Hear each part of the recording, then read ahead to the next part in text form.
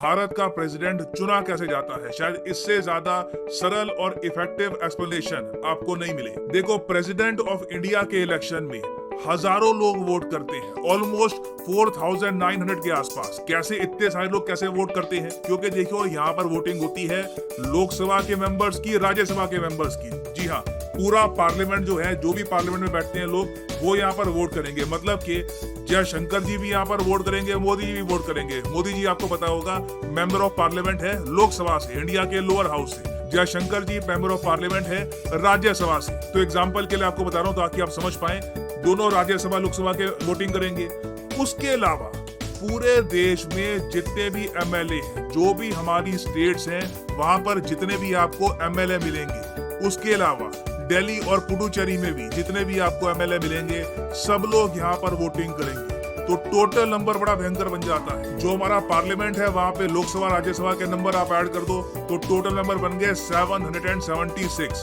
फिर उसके बाद हमारे देश में आज के समय टोटल जो एमएलए है, रफली आप कह लीजिए 4123 के आसपास है। ये फिगर कम जरा हो जाती है, कुछ सीट वेकेंट हो जाती है, कभी कोई एमएलए की डेथ हो जाती है, तो टोटल इतने एमएलए आपको मिलेंगे। तो सबको आप अगर ऐड कर दोगे तो बिल्कुल जो टोटल आंकड़ा है वोटर्स का, ये 4900 के आसपास आपको मिल जाएगा। पिछली बार जब भारत में प्रेसिडेंशियल इलेक्शन हुआ था 2017 में, जब रामनाथ कोविंद जी के सामने खड़ी हुई थी Meera Kumari ji for the post of the president of India, उस वक्त आप अगर देखो तो जो टोटल वोटिंग हुई थी वो थी 4986 की। अब यहाँ पे आप कहोगे अच्छा ठीक है, ये तो जी हो गए इंडिविजुअल वोट्स, ठीक है, कि लोकसभा राज्यसभा के इतने पड़े, एनडीए के वोट इतने थे, यूपीए के वोट इतने थे।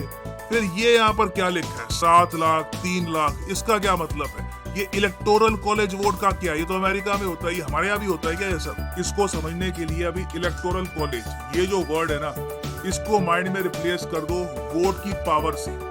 अब क्या है कि जो यहाँ पर प्रेसिडेंशियल इलेक्शन में लोग वोट करेंगे, 4900 के आसपास जितने भी हैं, यहाँ पे हर वोट की पावर सेम नहीं है, हर वोट की पावर अलग है। और वोट की पावर डिसाइड करता है कि जो एमएलए है, जो यहाँ पर वोट करेंगे ना एमएलए 4000 के आसपास, ये किस स्टेट से बिलोंग करते हैं, इनके इलाके में आबादी कितनी है। तो फॉर्मूला हमारा ये कहता है कि हर एमएलए का जो वोट है, ये हम डिटरमाइन करेंगे, इसकी पावर हम डिटरमाइन करेंगे। तो इसका मतलब सिंपली ये है कि अगर मान लो कोई स्टेट है जहाँ पे आबादी बहुत ज्यादा है, जैसे उत्तर प्रदेश हो गया, वहां पे एमएलए की जो पावर है ये हो सकती है 208 के आसपास।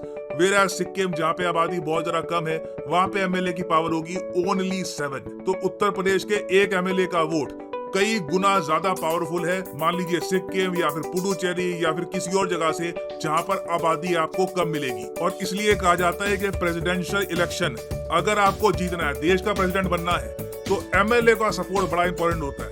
अगर जो देश की बड़ी बड़ी स्टेटें हैं, जो आबादी में कई देशों को चुनौती देती हैं, जैसे उत्तर प्रदेश, महाराष्ट्र, बिहार, वेस्ट बंगाल, मध्य प्रदेश, तमिलनाडु, राजस्थान, कर्नाटका, ये जो स्टेट्स हैं, अगर यहाँ पे आपकी सरकार है, यहाँ पर जिस पार्टी की भी सरकार है, वो बड़ा रोल प्ले करती है प्रेसिडेंट के चुनाव में। अब बीजेपी के सामने प्रॉब्लम काफी इंटरेस्टिंग है कि जो बड़ी स्टेट्स है ना, उनमें से कई स्टेट्स में उनकी सरकार है नहीं, वहां पे एमएलए उनके कम है। फॉर एग्जांपल उत्तर प्रदेश में चलो बीजेपी की सरकार है, ठीक है, महाराष्ट्र में बीजेपी नहीं है, फिर बिहार में आप देखोगे तो इनकी गठबंधन की सरकार है, फिर वेस्ट बंगाल में बीजेपी नहीं है, मध्य प्रदेश में बीजेपी है मगर एमएलए ऐसे नहीं है कि बहुत ज्यादा डोमिनेटिंग नंबर्स में है, तमिलनाडु में बीजेपी नहीं है, राजस्थान में बीजेपी नहीं है, कर्नाटका में है। तो जो बड़ी बड़ी स्टेट्स है, यहाँ पर बीजेपी के पास थोड़े से नंबर हो सकता है कि कम पड़े, हो सकता है कि यहाँ पर जो फाइट है नंबर्स की, इसमें बीजेपी को थोड़ी सी प्रॉब्लम आए।